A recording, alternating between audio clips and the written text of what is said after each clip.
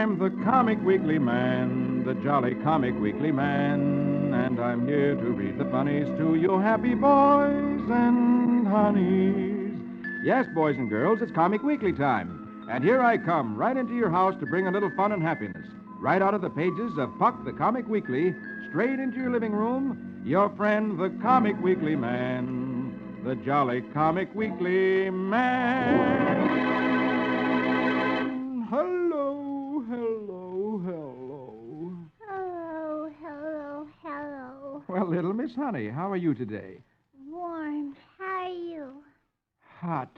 I'm sorry. I wish I could do something about it. Well, the only thing you can do with the weather is to live with it. Well, I think I could live with it easier if you'd please read the funnies to me. Puck the Comic Weekly? Yes. Very well, I will, in just a moment. But first, here's that nice man with something interesting to say.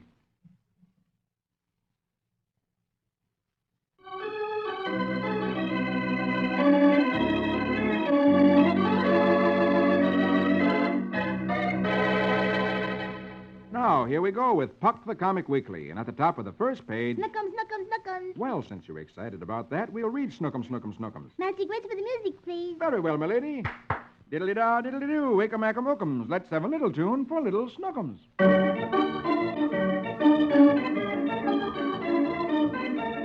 Rosie tells Archie that Snookums isn't in the house. And she wonders if Snookums might be lost. Archie says, "Oh, gosh, my baby. I'll go look for him right away." And by the time you can say, come out, wherever you are, Archie's running off down the street yelling, "Snookums! Snookums! Can you hear me? Answer, Daddy! Snookums!" Last picture, top row, he finds two men, and one says, "Hey, what's the matter, pal? Lose something?" Archie answers excitedly, "No, my baby is lost. Will you help me look for him?" So the men join the hunt. First picture, next row. A dozen men, including the policeman in the corner, are helping Archie look for Snookums. Archie yells, "Snookums! Where are you?" Just around the corner, little Snookums is toddling along. A little boy runs past, and Snookums asks, "What is everybody looking for?" and the little boy answers, "Our little boy's lost." Just then, Archie comes around the corner. He sees Snookums and exclaims, "Snookums! There you are!" And Snookums answers, Yes, Snookums helping to look for a lost boy. and Archie goes,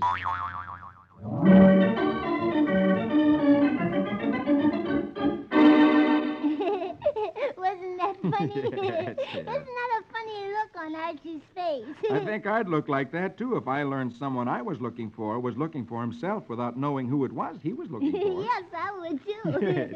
Well, now what? Oh, now, would you please turn over the page and read Flash Gordon? Because that bad man Zinn has captured Flash. And now Zinn is going to have Flash put into the smoke chamber.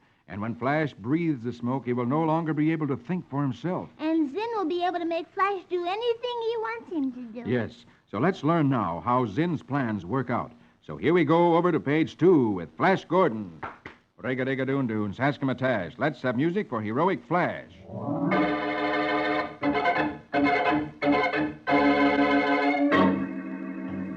Flash, crushed by the false report of Dale's death, is marched toward the liquigen gas chamber. Zinn sneers, "When you come out, you'll be an automaton, blindly obedient to my orders." Rubia hurries down to bid Flash farewell. She tells him again that Dale is dead, which is not true, and she says that she loves him too much to have him become a zombie. And then she hands him a little gadget to put in his nose, saying that if he breathes through these filters, the smoke will not affect him. To save himself from becoming Zinn's slave, Flash accepts Rubia's help. And last picture, top row, he is herded into the atomic gas chamber with a group of Zinn's men, all doomed to a living death. The door closes, and the gas is turned on in the chamber. First picture, next row, Flash watches the others carefully. He sees a tragic change come over the men as they breathe the subtly poisonous fumes. Flash studies their actions. He must imitate them exactly, or risk some new cruelty by Zinn. Then he puts the filters in his nose and pretends to inhale the gas. And as he does, he wonders whether the filters will really save him from the fate that has fallen on the other men.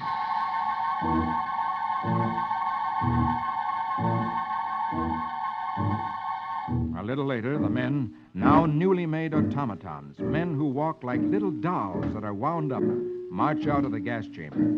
They are taken outside, last picture, where Zinn and Rubia are waiting in Zinn's armored car. Zinn beckons to Flash and commands his new slave.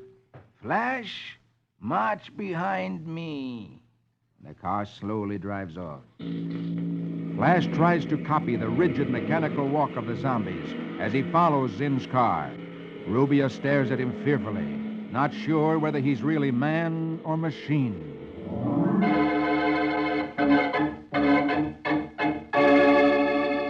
Oh, I hope that those filters that Flash put in his nose worked. Do you think that they did? Well, I certainly hope so. And next week, I'm sure we should find out whether they did or not. And then we'll find out what Zinn's going to try to make Flash do. Yes.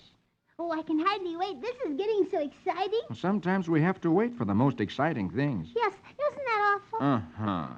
But look across the page. Oh, yes, Dick's Adventures. And something exciting is going to happen there, too, because last week Dick, who was with Paul Revere in the early days of America, came back from a secret meeting with a lot of men, and he has some plan, and I'm anxious to find out. Yes, the English are trying to make the Americans buy tea that is very highly taxed. That means it costs more than it should, and that isn't fair. No, it is not fair, and the Americans don't want to buy the tea.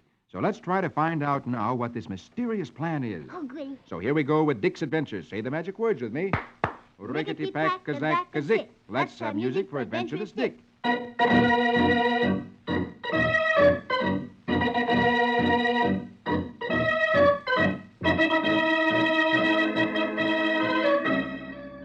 Dick is in Paul Revere's home again. Dinner is being served. As Paul and Dick begin to eat, last picture top row, Paul says to his wife, "'Tis a lovely dinner, my sweet, but where's the tea? Pray fetch the tea." Dick looks up in surprise because he thought that the Americans had agreed not to buy the tea from the English, and by refusing to buy it, forced the English to take off the high tax. Dick exclaims, Tea? Paul's wife is just as surprised, and she tells him first picture next row that she can't understand men, that Paul has told her time and time again to have no tea in the house at all while the tax is on it. Paul smiles and says, "Tonight we want the king's tea, eh, Dick?" He gets up, puts on his hat and coat, followed by Dick, and Paul says grimly, "We'll settle this matter of tea at the Green Dragon. Come."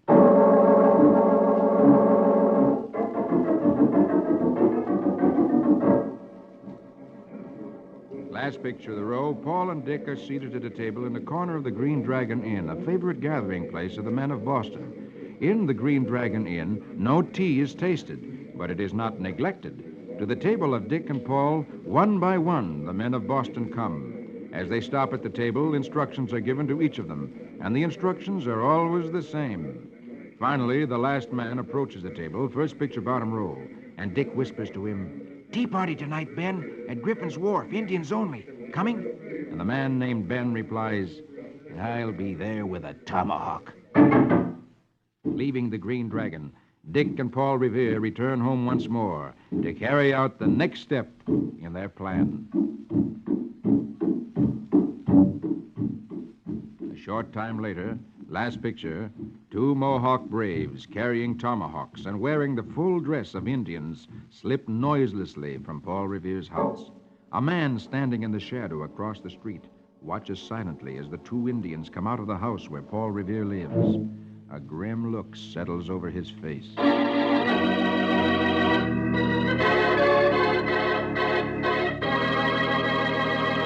Why do you suppose they've dressed up like Indians again? Well, now they're on their way to carry out the plan that the men have agreed on. Who is that man that sees them? The one with the grim look on his face. I'm afraid all of this is something we'll have to wait until next week to find out. Oh, wait. Always wait. But the good things are worth waiting for. Yes, I know. So I'll wait. Goody. And just for that, I'll read Rusty Riley for you. Here he is, right underneath Dick's Adventures. Oh, I'm so anxious to see what's going to happen to that sneaky Taffy Allardyce, who's Mr. Miles' nephew, because Tex knows that Taffy put the dope in Hillbilly's feed and it made him sick. Yes, Tex has discovered enough of what's going on to suspect Taffy, and he's speaking to Mr. Miles about his suspicions. So quick, Reed, let's find out what happens. Very well. Here we go with Rusty Riley. Gallop and run till the road is dusty. Give us music for his horse and Rusty.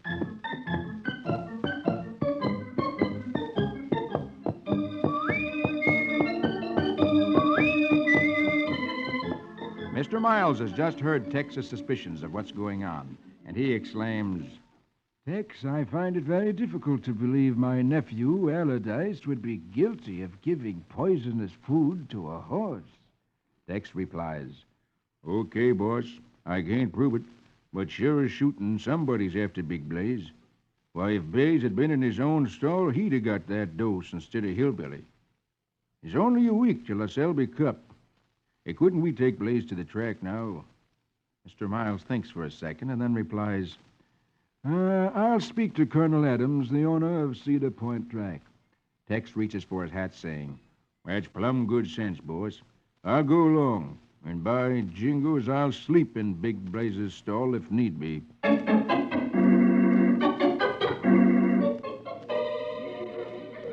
Mr. Miles finds Colonel Adams, owner of Cedar Point Track, near a huge tree. He walks up to him and says, Oh, excuse me, Colonel.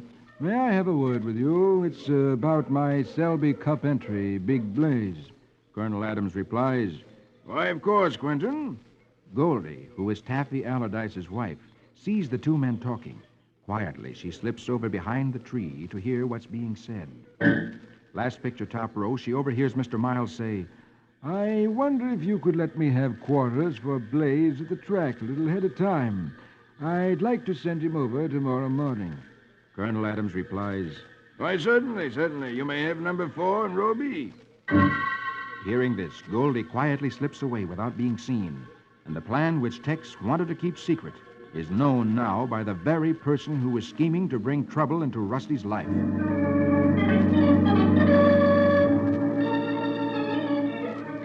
A little later, as Rusty is playing with the hunting dogs, Tex tells him, first picture, bottom row, Rusty, the boss wants you to clean up and come to the house. He wants you to help with the wraps and things at the dinner party. Rusty replies, Oh, sure, Tex. Soon as I put these dogs in the run.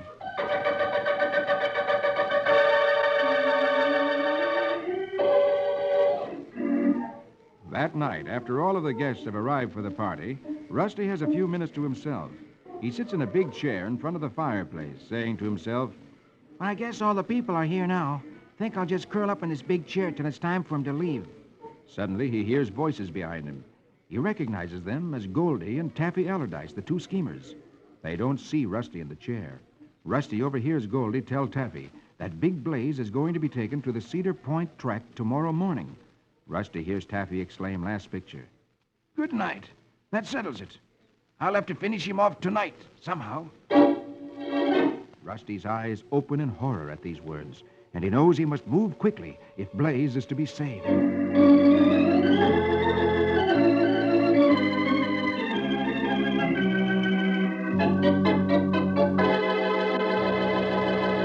Ooh, I just hope they don't see Rusty there, because if they know that he heard them, they may do something terrible to him. Kidnap him, maybe. Well, let's hope not. Well, I just hope that Mr. Miles learns that his nephew's really a bad old mean person, and time for him to do something about Well, it. next week we'll find that out, I'm sure. That is, if you'll be here. Oh, I wouldn't miss it. Fine. And now would you like to miss Donald Duck? Oh, I should say not. Donald Duck is one of my favorites. Well, then turn over the page, and there he is right at the top, and I'll read Donald in a minute. But first, here's that nice man with something interesting to say.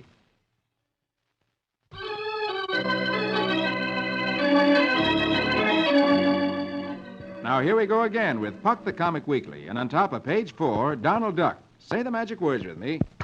Squeegem, squeegem, squiddy chicka chack. Let's have music, spin a quack quack.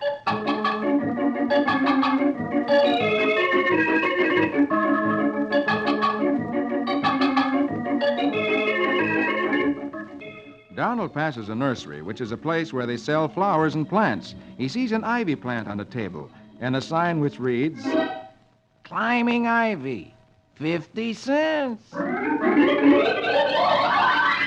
Donald exclaimed, Just what I need for my pooch. And next picture, he has planted the ivy beside his porch, aiming it so it'll climb up the porch post. And he says, There. Now in a few weeks, it'll cover the pooch. 2 weeks later, Donald takes a look at his ivy plant and sees that instead of climbing up the post, it has fallen over backwards, flat on the ground.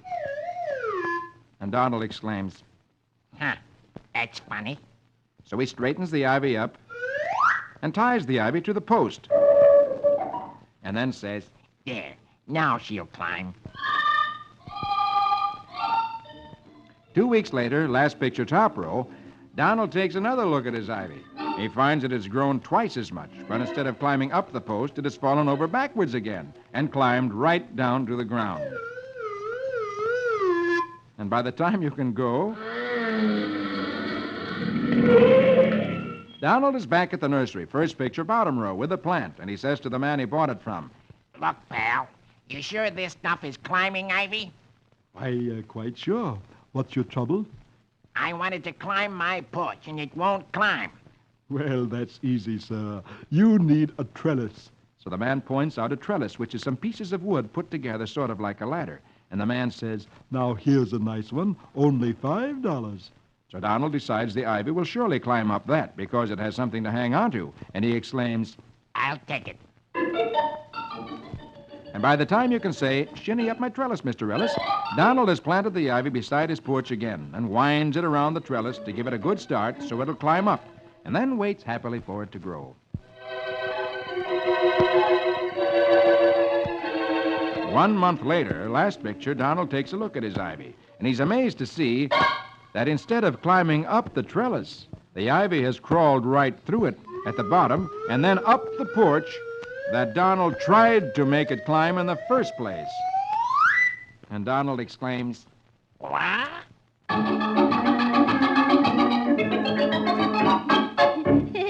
Oh, poor Donald. Everything goes wrong for him. yes, no wonder he's annoyed after paying $5 for a trellis which the ivy doesn't want to climb. Yes, but I just love Donald Duck because he's so funny. Oh, look, right underneath Donald Duck. Oh, it's Roy Rogers, my favorite cowboy. Mine, too. I'm anxious to have you read that because just as we left Roy last week, he was trying to find out who set fire to the prairie and all the telegraph poles. And while Roy was looking at some strange footprints, his friend, Brad, went behind some rocks and then shouted for help. So please, quick read so we can find out what's the trouble. Very well. Here we go with Roy Rogers, King of the Cowboys. Hi-yip-hi-yo. Now here we go with Roy and Trigger. Hi-yip-hi-yo.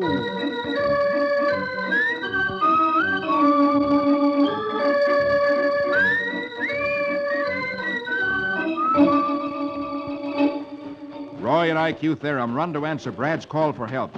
Brad yells, "Help! My eye! Something blinded me!" Roy runs up and asks, "Well, what was it, Brad?"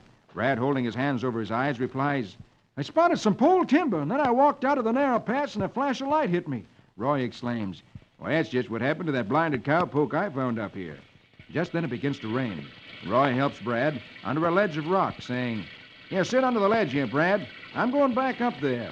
Then Roy turns and walks off, saying, "Reckon it's my turn to see what's on the other side of that unlucky pass." IQ Theorem, the investigator from the city, warns, Careful, Rogers. If you get blinded, how will we get back to camp? Roy replies, "Well, don't worry. Trigger knows the way." And as he walks between the rocks, last picture, top row, he thinks to himself, "Hey, this rain will sure wash out those funny sandal tracks we spotted back on the trail." First picture, bottom row, Roy stops suddenly and exclaims, "Looks like something's moving up there on that ridge. But I can't see much in this rain." Roy isn't wrong, for behind the boulder, before the cave, the old hermit is watching. And he exclaims, Yeah, I thought I scared off those telegraph fellers when I blinded that big one. But there's another one coming up. He trots in the cave after his rifle, saying, I can't blind this fella 'cause it's raining, but I can shoot him, this snooping varmint.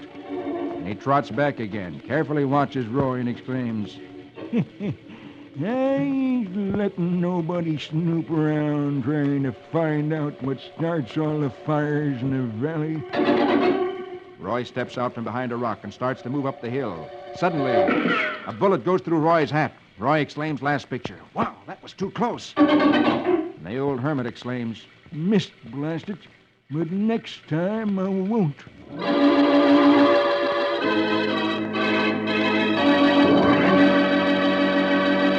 Oh, my. I hope Roy gets behind the rocks fast because next time maybe that hermit won't miss.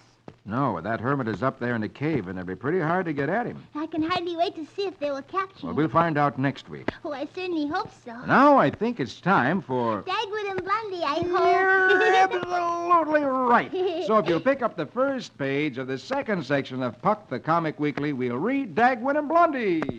Ramafoo, ramafum, zim, zam, zombie. Conjure me music for Dagwood and Blondie.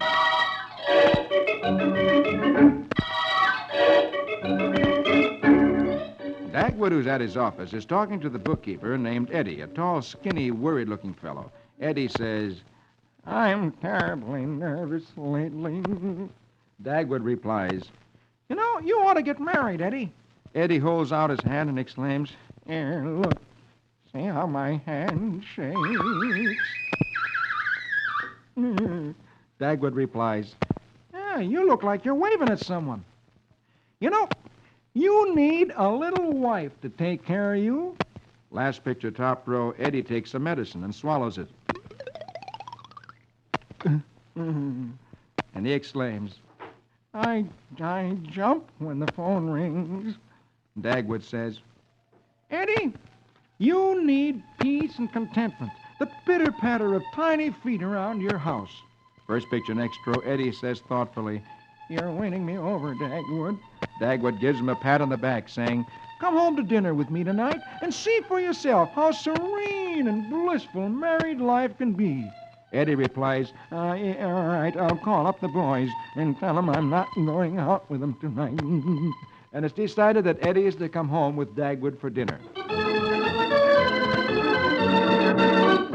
Meanwhile, someone's been playing tricks on Blondie. The doorbell is rung, and when she answers it, there's no one there. Cookie tells Blondie, first picture, next row, that it's the new kids up the street who ring doorbells and then run. And that gives Blondie an idea. Well, at this moment, Dagwood is on the way home with his friend Eddie. And he points out all the people in the neighborhood who are mowing lawns, clipping hedges, and enjoying life.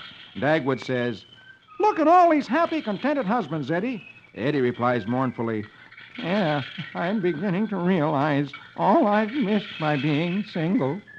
Then they ring Dagwood's doorbell, last picture of the row. And Dagwood says, The peace and joy of married life is all you need, Eddie. and first picture, bottom row, the door opens, and three horrible-looking people jump at them, yelling, and Eddie disappears down the street like a shot. As Dagwood, who has fallen over on his back, looks up dazed, Blondie sticks her head out from under a sheet and says, We were trying to scare some fresh little kids who were ringing our doorbell. and Alexander exclaims, Yeah, your friend ran away, Pop. Dagwood shakes his head, wondering what has happened to him. Meanwhile, last picture down at the pool hall, Eddie rushes in and says to his friends, No, don't let me get married, boys.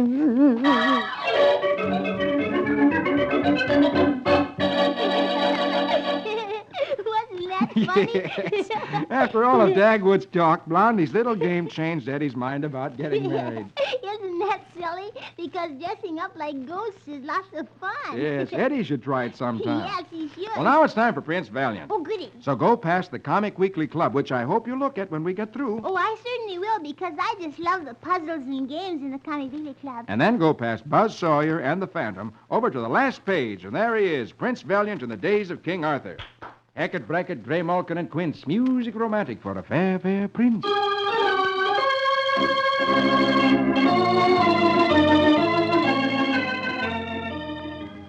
King Hap-Atla couldn't capture King Agwar's castle, so the two kings are now having a peace conference.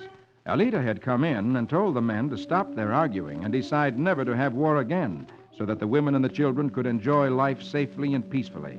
Then Alita left the conference. All she wanted was a healthy, happy place in which to bring up her baby, and her quiet words were like a whiplash that stripped away their arrogance. King Agwar conceals a smile. He knows his enemies are blustering because they think his defenses are weak. Alita's words have shown them how desperate is their position. By this time, last picture top row, Hap-Atla's wife, Queen Jan, is now completely under Alita's spell and readily agrees when Alita asks her to go into the castle and see her new gowns. So they leave the children with the men, and the two women go toward the castle. First picture next row, Hap-Atla looks up in time to see them entering the castle. He leaps to his feet and shouts, Treachery! Queen Jan has been taken prisoner. King Agua chuckles. I'll be hostage for her safe return. But if you have sufficient foolhardy courage to meddle in women's affairs, you may take my seal ring and follow.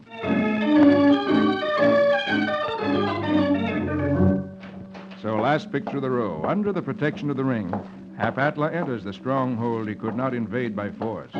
Once inside, first picture bottom row, he has a chance to notice that, though not a soldier is to be seen, the war machines are well oiled, stacks of weapons abound, and the rustle and murmur of many men can be heard. And then, last picture, he is led to the Lady Elita's apartment, into which he bursts angrily, and then stops. There's an instant of embarrassed silence, because he finds his wife trying on one of Elita's nice gowns. And the women are very angry that even he, a king, should come to their room. And believe me, thereafter he wishes he had paid more heed to King Agua's warning to leave the women alone.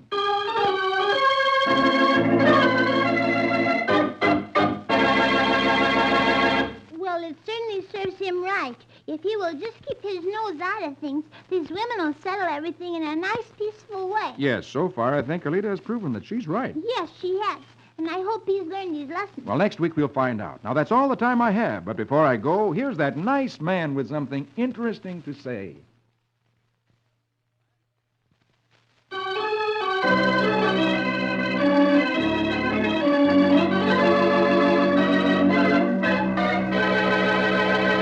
Well, honey, and all you boys and girls, I've got to go now. All right, Mr. Coming Easy Man, but I'll be waiting for you next week. Okay, that's a date, and a date with all you boys and girls. Be sure to meet me with our little friend, Miss Honey, next week when I read Puck the Comic Weekly. For I'm the Comic Weekly Man, the jolly Comic Weekly Man. I'll be back to read the funnies to you happy boys and honeys. Don't forget, boys and girls, see you all next week. Your friend, the Comic Weekly Man, the jolly Comic Weekly Man.